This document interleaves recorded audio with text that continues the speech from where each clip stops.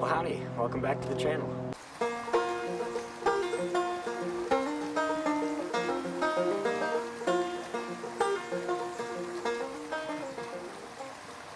So today, guys, it's starting to turn spring. As you can tell, this Japanese cherry blossom tree is starting to bloom. You know, spring's on its way.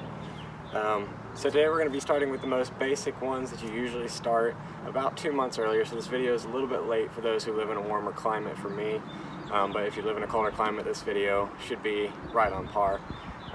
So today, guys, we're going to be growing 2 tomato varieties and 2 pepper varieties. I personally already have had tomatoes and peppers already started. Like I said, usually you want to start about 2 months before before the growing season, and that's usually April, the first of, somewhere at the beginning of April for here in Georgia. So I already have some started, but I figured that I might as well grow some more because I have other varieties that I want to grow. So I'm doing this a little bit late, but obviously it'll still work because you could plant it directly in the ground if you wanted to when the growing season starts. So better late than never. So all I'm going to be using today is some seed trays, my seeds, and then some pre-moistened seed starting mix. So I'm going to bring the camera closer and I'll show you how I do it. Okay, sorry for the sunshine. I hope it's not making the camera glare. Anyway, so today I'm going to be doing Roma tomatoes, which I grew last year. If you're interested in the seeds that I got, this is actually a Prepper's package that I got. So if you want that, I'll put the link in the description. But this is Roma tomatoes. And this I actually got from Baker Creek Seeds. If you've never heard of them, I would highly recommend you check them out. They're absolutely wonderful. They have some weird and strange stuff, and everything is non-GMO. They say they will not knowingly sell you GMO seed packets, so they really try to stick with organic. But they have like humongous kale plants, humongous cucumbers. I would just really recommend you check out their website. It's just called Baker Creek Heirloom Seeds. So check them out. And then for the peppers, we're going to be using, once again, Heaven's Harvest. This came inside that Prepper's pack. This is going to be California Wonder, so that is a bell pepper. And then lastly, I grew these last year and they were absolutely wonderful, is the jalapeno peppers. So like I said, I already pre-moistened my seed starting mix. So basically it comes in a dry quart bag, and then what I did is I just put it inside of a 5-gallon bucket, added a little bit of water just to where it's a little bit moist, and then that way it doesn't grow mold or anything inside the 5-gallon bucket. The reason you do that is because if you were to put dry mix inside one of these pots, you could fill it up there and you put water in it, and the water would just pool at the top and no water would ever get to your seeds. It's like a sponge. Like if it's wet, it will absorb the water all day long, but if it's dry, it will repel it. So it's important that you pre-moisten it, not soaked, not mud, but just moistened. So all I do is I just fill my pots up, and you can do this over so you don't make a mess.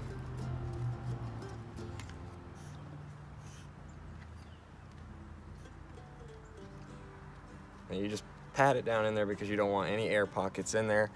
If there are, it could mess with the seeds roots or the seedlings roots, and you don't want that. So make sure you pack it down in there pretty tight.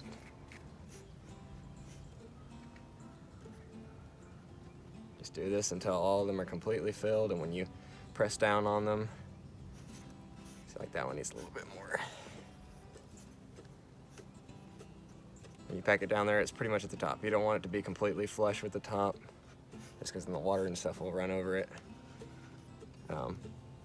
And then you just kind of shave it, pack it down, make sure there's no air.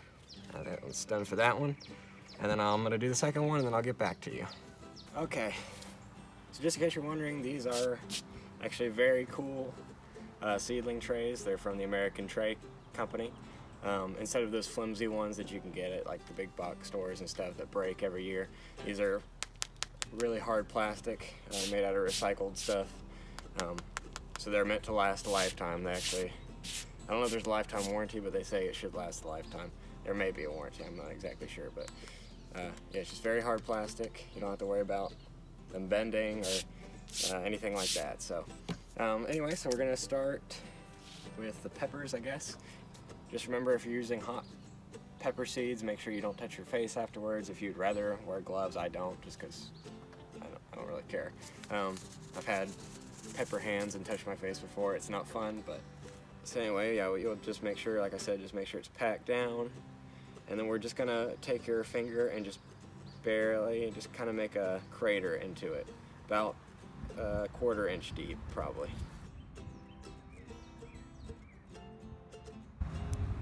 Okay, then we're just gonna take our seed packet, pour a few in your hand. And I typically like to do 2 per pod, just that way you kind of have a better chance of the plant sprouting. Just pop 2 in there.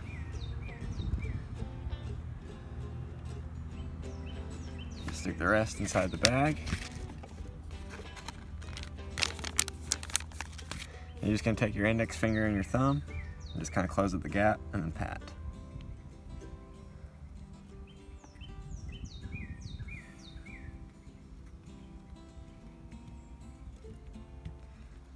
That's all there is to it. So you may be wondering what I use to label my plants, because obviously you don't want to get the hot pepper mixed up with the bell pepper. And you definitely don't want to plant them together when they're in their permanent spot, because then they can cross-pollinate and your bell peppers become hot. So what I do, instead of going and purchasing those little labels every time, I just get myself a big roll of duct tape. And just roll some out, rip it off, and just stick it right on there. And then I just take a good old-fashioned pen or pencil. Pencil probably wouldn't be best because you want it to be permanent. Or a Sharpie will do. And then I just write what it is.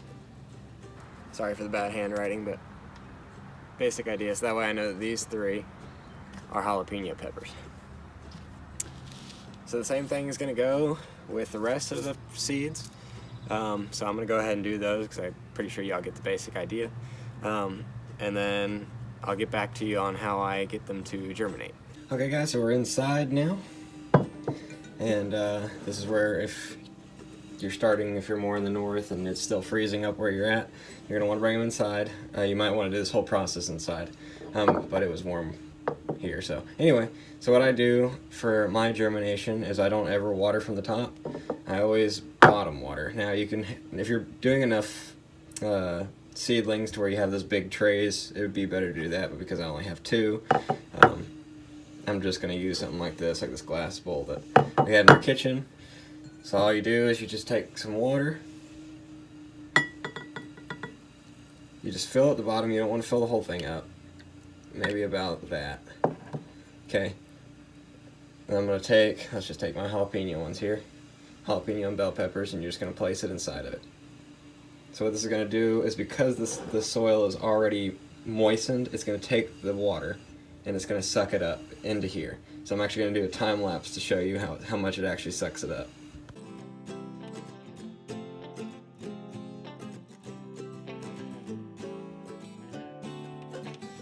So it hasn't even got done sucking up all the water yet, but you can already tell the difference. This one is now wet. You can tell it's a little bit darker than this one is. This one's still dry, or a little bit moistened. So that's how I personally like to do it, is just to do it from the bottom. That way you're not washing away the seed by accident, or anything like that. So what seedlings need to germinate is moisture and heat. So I'm going to show you 3 different ways how I do it. First one is a window that faces the sun. Obviously it's not right now because it's almost sunset, so it's not now, but in the morning time this is usually full of sun. You can stick it here on a window sill like this. I built this little shelf here with just some L brackets and a piece of wood. I have a few things here that I'm doing. Or you can put it inside of a greenhouse if you have one of those. I'm going to show you mine in just a minute, how I do it, and I'll show you the plants that I've already started and things. But in the other 2, let's go back outside and I'll show you what I do. So here's the ways that I personally like to do it. I've done both of these. One of these are kind of my own invention. You know, you see my grow lights and things like that, but they usually don't put off warmth, not that I know of. I've never owned one. So it doesn't put off that warmth that you need to germinate seeds. So the first thing that I did, I used this for 2 years, and it worked. It was just obviously a little bit slower because it's not, a professional way to do it, but it still worked. Was this good old-fashioned fluorescent light bulb that you just plug up to your wall. And all I did was I would run it, so I'd put the seeds inside my closet, and then I would just hang this over the closet, or you hang your clothes, and then I would drop it down to where it looked almost like this. The light would be on. This is a fluorescent bulb, so they get hot, which is good. And then I would just hang it about this close, and I could have multiple seeds here. I'd put it in the middle, wherever that would be. I would turn it on, and I would just let it sit, and sometimes I would just come and just kind of hit it, and obviously this would be a lot longer, so it would always spin. It would kind of rock, things like that, just so that way it kind of got to all the seeds, and it worked.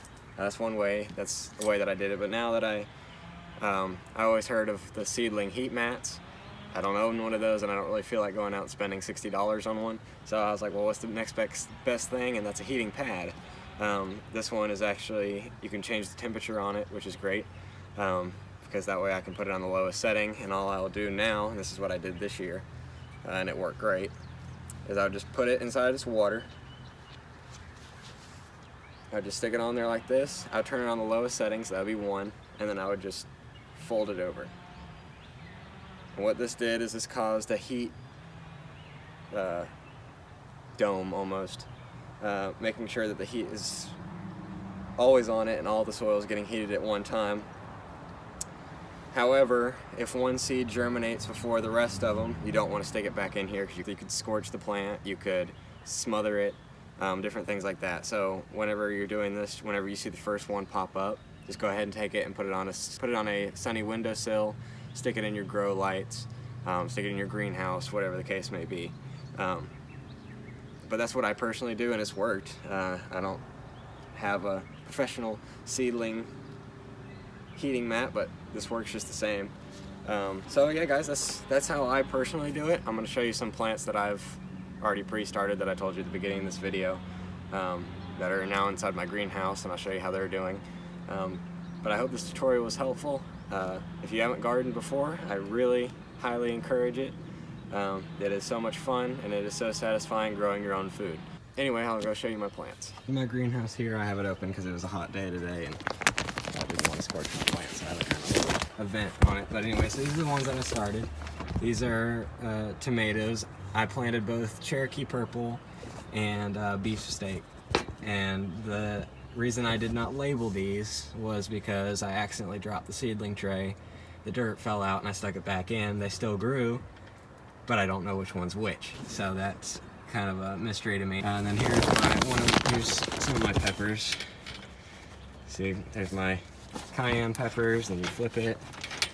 And there's my banana peppers. These guys, I started a little bit later, but they're coming along great. So those are my plants. So guys, that's my plants. That's how I germinate my seedlings every year. I hope you guys enjoyed this video. Hopefully it was informative, and hope you guys try it. If you're new to the channel, welcome. Please hit that subscribe button and that like button. It helps me out a lot. And thank you guys for watching this video. I'll catch you in the next one.